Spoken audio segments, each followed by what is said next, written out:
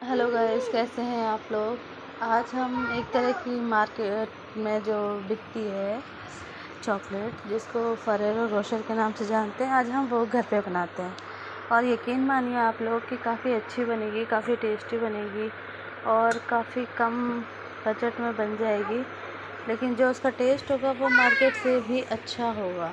ठीक है, उसके लिए सबसे पहले जो है मैंने ये जो हमारे हेज़लनट होते हैं, जो इसका मेन इंग्रेडिएंट होता है, जो चॉकलेट के बीच में पड़ता है, ठीक है, काफ़ी थोड़ा कॉस्टली आता है ये, इसीलिए ये चॉकलेट भी मार्केट में काफ़ी कॉस्टली मिलती है, काफ़ी रेट उसका हाई होता है। ठीक है, और अभी जो है हमने इसको रोस्ट किया है। इसके साथ साथ मैंने थोड़े से इसमें काजू भी डाले हैं, काजू और फरेरो रोस्टर दोनों ही रोस्ट कर लिए हैं। और इसमें कुछ डालना नहीं है, घी वगैरह कुछ नहीं डालना है। इसमें सिर्फ जो है आपको सिर्फ पैन में डाल के हल्का सा गर्म करना है। मैं इनको हाथों से भी छू सकती हूँ, ठीक है, इतना मैंने इसको गर्म किया है। और अब इसके बाद मैं जो लूँगी मिल्क कंपाउंड। ठीक है, ये मिल्क कंपाउंड में बनता है। मिल्क कंपाउंड लेंगे और इसको हम अपना, ये मैंने नया पैकेट मंगवाया था क्योंकि दिवाली के आसपास तो ऑर्डर आते हैं तो हम ज़्यादा बनाते हैं। लेकिन इस टाइम पे मैंने सिर्फ आप लोगों के साथ रेसिपी शेयर करनी थी, इस वजह से मैंने एक ही पैकेट मंगवाया है और उसमें से भी थोड़ा ही लेके मैं सिर्फ आप लोगों को दिखाऊंगी किस तरह से बनती है, किस तरह से, और काफ़ी अच्छा टेस्ट आता है। जो भी एक बार खाता है तो उसको लगता है कि भाई इतनी महंगी चॉकलेट जो है वो रीज़नेबल रेट में मिल रही है तो क्यों ना, और ऊपर से घर से पूरा हाइजीन का ध्यान रखा जाता है, तो इसलिए लोगों को ज़्यादा प्रेफर करते हैं जो होम बेकर्स होते हैं उनसे लेना। ठीक है, अभी मैंने ये अपना चॉकलेट मिल्क कंपाउंड ले लिया है और ये मेरे रोस्ट हो गए हैं दोनों ही चीज़ें, काजू और वो हेज़लनट। अब इनको कटोरी में ठंडा करने के लिए रख दिया है और साथ में मैं अपना ये जो मिल्क कंपाउंड है उसको पतला पतला कट कर लूँगी। जल्दी से, मतलब पतला कट करेंगे तो इसमें ये फ़ायदा रहता है कि ये मेल्ट जल्दी आसानी से हो जाता है, इसमें ज़्यादा टाइम नहीं लगता। ठीक है ना, तो अभी मैं इसको हल्का हल्का कट कर लूँगी।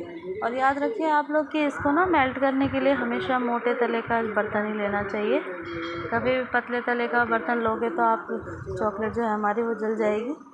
और डबल बॉइलिंग जो मेथड होता है, यानी कि नीचे भगोने में पानी रख के उसके ऊपर आप रखो तो जो उसकी जो भाप आएगी उसी से जो गर्माहट मिलेगी उसी से चॉकलेट मेल्ट होनी चाहिए। अगर आप लोग डायरेक्ट गैस पे रखते हैं, और जो लोग बिगिनर हैं, जो मतलब अभी सीख रहे हैं इस चीज़ को, तो वो लोग अगर इस चीज़ को करते हैं कि डायरेक्ट गैस पे रख के करते हैं तो जो है उनको दिक्कत हो सकती है, उनकी चॉकलेट जल सकती है और उससे उसका स्वाद ख़राब हो सकता है। तो आप लोग इस चीज़ का ध्यान रखें कि आप लोग डबल बॉयलर मेथड का ही यूज़ करके चॉकलेट को मेल्ट करें। अब देखिए मैंने जब उस पैन में डाल दी है चॉकलेट जिसमें हमने काजू और हेज़लनट रोस्ट किए थे, तो ये जो पैन है ये ऑलरेडी अभी इतना गर्म है क्योंकि मोटे तले का पैन है ना, तो इतनी जल्दी ठंडा नहीं होता। तो जैसे ही मैंने चॉकलेट डाली है, देखिए उसकी गर्माहट इतनी है कि वो ऑलरेडी मेल्ट हो रही है अपने आप ही। अभी मैंने गैस पे नहीं रखा है, नीचे रखा है, उसके बावजूद भी वो मेल्ट होती जा रही है आराम से, कोई दिक्कत नहीं है उसमें। बट मैंने फिर भी एक भगोने में थोड़ा पानी रखा है ताकि जैसे नीचे रखने पर वो जमने ना लग जाए दोबारा से, तो गर्माहट रहे उसके लिए हम अपना मेथड अपना पहले से तैयारी रखते हैं कि गरम दोबारा गैस न जलानी पड़े, पहले से ही हम पानी उबलता हुआ रखेंगे तो जैसे ही वो होगा ठंडी होने लगेगी, भाई जमने लगे तो दोबारा उसी भगोने पे रख देंगे तो मेल्ट हो जाएगी। ठीक है, तो अभी जो है हमने अपना भगोना भी रख रखा है। और क्या कर रहे हो बेटा आप? तो ये देखिए मेरा बच्चा जो है बीच बीच में परेशान करता है, तो और ये चॉकलेट जो है मुझे थोड़ा कम लग रही थी क्वांटिटी में, तो इसलिए मैंने सोचा थोड़ी सी और डाल लेते हैं क्योंकि जब बनेगी तो घर में सभी लोग खाएंगे थोड़ा थोड़ा, तो इसलिए थोड़ी कम लग रही थी, तो मैंने थोड़ी सी और डाली है। ठीक है, तो आप अपने हिसाब से जब बनाएं, फर्स्ट टाइम बनाएं तो थोड़ी कम क्वांटिटी में ही बनाएं। ठीक है, वैसे तो इसमें ख़राब होने के कोई चांसेस नहीं है। आप जिस तरह से बनाएंगे हम उस तरह से कोई भी दिक्कत आने की इसमें प्रॉब्लम है ही नहीं कि कोई किसी तरह की दिक्कत आएगी। बिगिनर भी आराम से बना सकते हैं। ठीक है, अभी मैंने ये ले लिया है न्यूटेला। ठीक है, ये न्यूटेला स्प्रेड होता है। इसको भी हम चॉकलेट के साथ, जो हमारे मेल्टेड चॉकलेट है उसके साथ हम थोड़ा मिक्स करेंगे। 2 चम्मच, अगर आपका चम्मच बड़ा है तो आप 1 चम्मच डालिए, छोटा है तो 2 चम्मच डाल लीजिए और 2 ही चम्मच अपना चॉकलेट डाल लीजिए। ठीक है, उसको हम और दोनों, क्योंकि चॉकलेट थोड़ी सी गर्म होती है इस टाइम पे, तो न्यूटेला और चॉकलेट आपस में एक साथ अच्छे से मिल जाते हैं, मिक्स हो जाते हैं। उसमें ऐसा नहीं है कोई दिक्कत आती है मिलने में, दोनों आराम से मिक्स हो जाते हैं। और ये जो हमने मिक्स बनाया है इसको हम डालेंगे, चॉकलेट की जो सेल्स हमने ली हुई है हम उसके अंदर डालेंगे इसका मिक्स। ठीक है, अब हम इसमें अपनी थोड़ी चॉकलेट मिला लेंगे, न्यूटेला स्प्रेड में थोड़ी चॉकलेट मिला लेंगे। ये जो न्यूट्रेला स्प्रेड है, इसको ना जब हम 2 चॉकलेट के सेल्स को आपस में चिपकाते हैं तो उसमें बहुत ज़्यादा हेल्प करती है, बीच में खुलती नहीं है वो, तो उसके लिए फ़ायदेमंद है। और इसका टेस्ट भी काफ़ी अच्छा हो जाता है इसको डालने से ना, चॉकलेट का उसमें डाली जाती है, तो इसीलिए मैंने भी इसमें ऐड की है। ठीक है, अब हमने ये मिक्स तैयार कर लिया है अच्छे से, और इधर से हमने अपना हेज़लनट वगैरह जो है वो भी अब ठंडे हो गए हैं। तो अब हम इन न्यूटेला की बोतल जो है वो शीशे की होती है, शीशे की, टूट ना जाए इसलिए इसको ध्यान से पहले ही रख दो। और उसके बाद हम इसको, जो हमारे हेज़लनट और ये काजू हैं, इनको हम अपना ये क्रशर जो मशीन होती है, चॉपर बोलते हैं इसको, उसमें डाल के हम हल्का हल्का मोटा दरदरा मतलब इसको क्रश कर लेंगे। बहुत ज़्यादा पतला नहीं करेंगे, क्योंकि हल्का मोटा रखेंगे तो उसके जो चंक्स आएंगे ना हेज़लनट के और काजू के, तो वो अच्छे लगते हैं, उनका टेस्ट का भी अच्छा लगेगा। ठीक है, तो हमने जो है उनको क्रश कर लिया है। और पहले जो हमारे, मैंने ये दोनों ही मिक्स करके रख दिए थे ना, तो हम हेज़लनट जो है वो रख लेंगे, क्योंकि हमें एक एक डालना होगा चॉकलेट के अंदर, तो इसलिए हम साबुत जो होंगे हेज़लनट वो अपना निकाल लेंगे और बाकी थोड़े से काजू के साथ अपना इनको क्रश कर लेंगे। ठीक है, तो आप इस तरह से क्रश करिए, बहुत ज़्यादा ना तो मोटे हों और ना बहुत ज़्यादा पतले हों, ठीक मीडियम साइज़ के जो हैं इनके टुकड़े हो जाएं। ठीक है, और बाई चांस फिर भी एक आध टुकड़ा अगर मोटा रह जाता है तो अपना उसको अलग कर लीजिए, क्योंकि ज़्यादा मोटा अगर टुकड़ा आप उसमें डालेंगे ना तो वो अजीब सा ही लगेगा देखने में, तो ज़्यादा मोटा टुकड़ा भी नहीं होना चाहिए।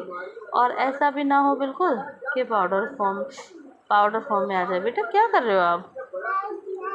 ठीक है, तो फिर इस तरह से मैंने ये कर लिए हैं। देखिए मेरा ये चॉपर भी जवाब दे रहा है बीच बीच में, देखो शायद काम चल जाए। मैं भी काम चला रही हूँ इससे, बस ये कभी भी रिटायर होने वाला है। ठीक है, आज का फ़िलहाल का काम इसका चल गया है, बाकी दोबारा लेते हैं, देखो कब लेना होगा। ठीक है, तो अभी मैं ये सारी चीज़ों की तैयारी कर ली है मैंने, ये क्रश कर लिए हैं, न्यूट्रेला और चॉकलेट का मिक्स बना लिया है, और ये जो अलग से हेज़लनट है वो मैंने रख लिए हैं। ये मैंने सेल्स ले लिए हैं चॉकलेट के लिए, जिनमें हम सेल्स से चॉकलेट बनाएंगे। ठीक है, और ये हेज़लनट है, ये हमारा चॉकलेट और ये न्यूटेला का मिक्स है। ठीक है, अब हम क्या करेंगे, एक सेल लेंगे इसका चॉकलेट का, और उसमें हम थोड़ी सी क्रीम डालेंगे, जो अमूल की क्रीम आती है ना, लेकिन उसको थोड़ा सा हल्का सा मीठा करके डालेंगे, थोड़ा सा मीठा करेंगे और वो डालेंगे थोड़ा सा, क्या है उससे ना बहुत रिच टेस्ट आएगा इसका। वैसे तो चॉकलेट भी डाल सकते हैं इसके, ये जो हमने मिक्स बना रखा है वो भी डाल सकते हैं, लेकिन उससे जो है काफ़ी रिच टेस्ट आएगा। पहले आप सेल में वो डालिए मीठा करके हल्की सी क्रीम, और उसके बाद आप डालिए इसमें चॉकलेट। ठीक है, ये हमने डाला, और उसके बाद हम इसमें एक फिल करेंगे हेज़लनट। ठीक है, हेज़लनट हमने कर लिया है। उसके बाद जो है हम दूसरा सेल लेंगे, और उसमें डालेंगे हम थोड़ा चॉकलेट और साइड साइड से स्प्रेड करेंगे ताकि ये दोनों आपस में चिपक जाए और खुले नहीं। ठीक है, देखा आप लोगों ने किस तरीके से किया मैंने इसको, इसी तरीके से हम और कर लेंगे। देखिए ये जो है ना वो ठीक से चिपका लिए हैं, क्योंकि हाँ हमने जो है उसकी साइड जो है ना वो ठीक से चॉकलेट मतलब साइडों पर नहीं लगाई थी, इसी वजह से जो है वो चिपका नहीं। तो हम दोबारा जो और भी बनाएंगे उन पे इन चीज़ का ध्यान रखेंगे कि हम साइड साइड में भी चॉकलेट्स पूरी तरह लगाएंगे। ठीक है, और चॉकलेट इतनी ही फिल कीजिए, बहुत ज़्यादा नहीं कि वो बाहर निकल के गिरे, ऐसे भी नहीं करना है, उतनी ही कीजिए जिसमें सेल्स के अंदर अच्छे से आ जाए।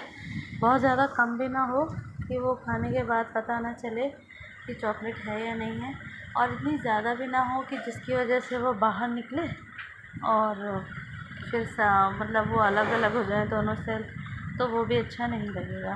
ठीक है, तो आप लोग इन छोटी छोटी बातों का थोड़ा ध्यान रखें और अपना इस तरीके से दोनों सेल को चिपकाते हुए अपनी सारी चॉकलेट्स रेडी कर लीजिए। ठीक है, और फिर भी अगर इनकी साइड्स खुलती है ना तो आप अपनी फिंगर की हेल्प से थोड़ा सा जहाँ एजेस हैं उसके वहाँ पे थोड़े थोड़े हाथों से इस तरह से चॉकलेट चिपका दीजिए। ठीक है, तो अगर इस तरह से आप चॉकलेट को लगा देंगे तो इनके जो दोनों हिस्से हैं उनको खुलने का कोई भी चांस नहीं बचेगा। ठीक है, बिल्कुल भी नहीं खुलेंगे फिर वो। तो आप इस तरीके से सारे जो सेल हैं उनको तैयार कर दीजिए, और सारे सेल तैयार करने के बाद थोड़ी देर फ्रिज में ज़रूर रखें, 10 या 15 मिनट। और इसके बाद जो हमने अब चॉकलेट मेल्ट करके रखी थी उसमें हम डाल लेंगे वो क्रश किए हुए हेज़लनट और काजू। ठीक है, और मिक्स करके जो हमारी मेल्टेड चॉकलेट है उसमें हम सारे बॉल्स को एक एक करके डिप करते जाएंगे। ठीक है, इस तरह से डिप करेंगे और अपना बटर पेपर को रखते जाएंगे। ठीक है, एक एक अब थोड़ा सा ध्यान से करेंगे। ठीक है, ज़्यादा हिलाने डुलाने से क्या है वो खुलने का डर रहेगा।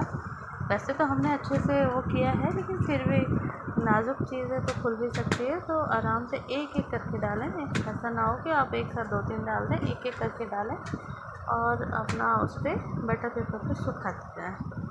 और जैसे ही सारे जो बॉल्स हैं वो हम चॉकलेट का ये जो हमने चॉकलेट मेल्ट करी हुई है मिल्क कंपाउंड इसमें डिप करने के बाद सारे ही हो जाएं, तो उसके बाद हम इसको रखेंगे थोड़ी देर के लिए फ्रिज में।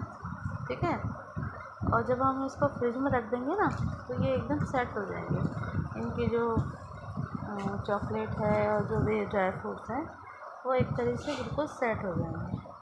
और फ्रिज में से जब हम निकालेंगे ना तो फिर ये बिल्कुल टाइट हो चुके होंगे और चॉकलेट एकदम हमारी रेडी हो चुकी होगी।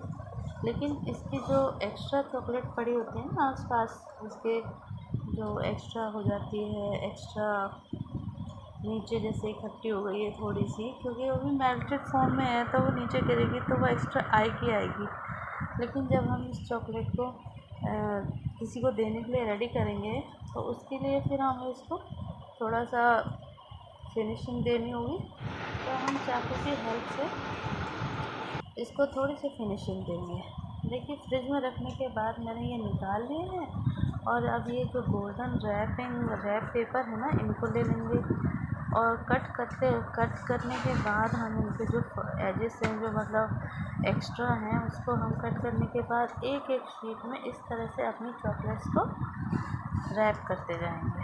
ठीक है, देखिए कितनी सुंदर लग रही है देखने में, और सारी चॉकलेट्स मैंने इस तरह से रैप कर ली हैं। आप लोग बताइए देखिए कि कैसी लग रही हैं आपको।